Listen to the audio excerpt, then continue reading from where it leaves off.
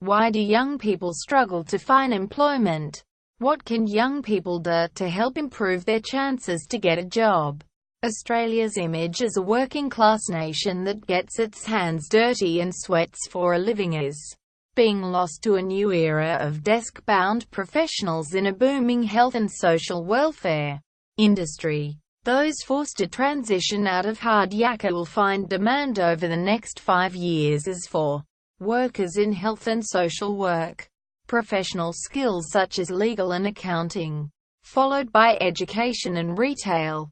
5,000 Jobs in 50 Days campaign helped the young get a job. Jimmy Barnes's idealistic song about the Aussie working class man, the simple man with a heart of gold who works hard to save overtime for his little woman, is now 36 years old. That little woman may in the current era need to work hard for her man. New jobs in health and welfare are due to the high aging population, childcare demands and the National Disability Insurance Scheme. The Department of Employment says they will favour part-time and female workers, but those switching to the sector ought not bank on decades-long employment. Though many new health and social jobs are described as private sector, they are highly reliant on government subsidies, which will not be endless. Near-term employment growth in Australia will see the government recycling taxes into spending on non-innovative and arguably non-productive health and social services. Yet they will improve lives, just as John Howard's outsourced employment industry at the turn of the century made multi-millionaires out of clever operators such as Kevin Rudd's wife Therese Rain, who collected government cash for each person placed in employment. The same is happening in health. Prime Minister Malcolm Turnbull's desire for innovation will provide no job growth soon and will likely remain the domain of small, specialist businesses. There will need to be some adjustment, says Labour expert Professor Jeff Borland from Melbourne University, referring to how the nation responds to growth in health and social services. Either we raise taxes or we need to spend less on other items, or else we need to slow the rate of spending on those items. I guess that is what a lot of the issues in the intergenerational reports and the current budget are to some degree about. Overall, the move to white-collar jobs is not only out of necessity but choice. In Randstad Recruiting Agency 2016 survey of companies or organizations where Australians would most like to work, the top 3 preferences are airline or aviation-related, Virgin, Qantas and BAE Systems, followed by the 7 network in the ABC. Apart from BAE Systems, which makes high-tech parts for jets and drones, the only manufacturers listed among the top 20 are food-related: Nestlé, Mondelez and Coca-Cola Amatil. Workers' high regard for airline jobs appears to be based on powerful branding, a perception of strong management, opportunity for advancement in a certain amount of associated glamour. Those surveyed identified good salary, job security and a pleasant work environment ahead of a convenient work location, suggesting people are prepared to migrate to good jobs. The second most attractive sector is FMCG, or fast-moving consumer goods, which covers a vast array of short shelf-life products. Most of the sought jobs are in accounts, supply and sales.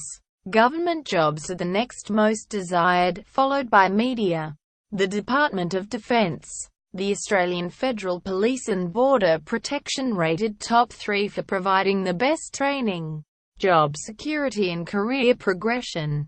Defence told News Corp Australia opportunities would come with recruiting drives. Currently, the ADF paid strength is approximately 58,600, said a spokesperson. As identified in the Defence White Paper, this will increase to around 62,400 over the next decade.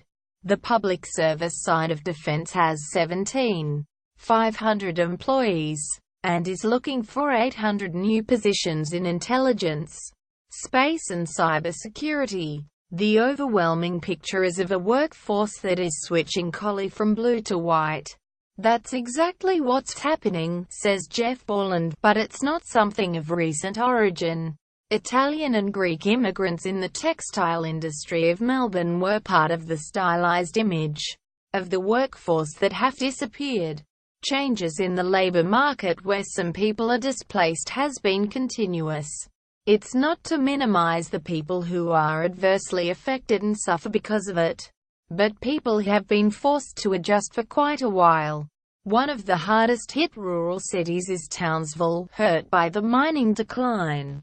The Regional Australia Institute, RAI, says the town can survive and grow by capitalizing on public administration, health, education and tourism, given all these sectors, excluding tourism, are government-reliant. This sounds like the pillars of a welfare town. But what can they, and other struggling rural towns, do? New migrants are not taking up the opportunity to head to rural areas, which have faster aging populations than cities. That makes sense, given the lack of job opportunity. However, the RAI's Chief Executive Officer Jack Archer argues that young, skilled migrants can offer population stability and build diversity in these local communities, even though the RAI doesn't specify what migrants should do once they get there, unless filling existing vacancies. The argument that without new blood rural towns can't recalibrate and find new ways forward seems logical. Traditional Aussie manufacturing is not the answer. Heavy transport, metal products, clothing and footwear are going. Food manufacture remains strong, but we sell mostly to ourselves rather than trading it. In South Australia, the coming of the subs is being seen as a trade-off for the death of Holden. But is it right to see it that way? It may be a swap in ABS, Australian Bureau of Statistics, employment numbers if they are in the same category, but not in terms of workers, says Professor Borland. That would depend on whether the auto workers have the skills or seek to be retrained. I don't think you can assume workers that get displaced from motor vehicles will move straight into submarines. Therefore, the political spin about subs saving our jobs is just that. Skilled workers may come from other states to fill the vacancies.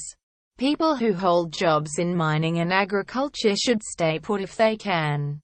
The industries will sustain current employee numbers but will not grow in the coming 5 years, or possibly ever again. Do you have a job to give a young, inexperienced job seeker, or are you a first-time job seeker? Email 500jobs@news.com. Now and register your position in the reply email. Originally published as Farewell the Working Class Man.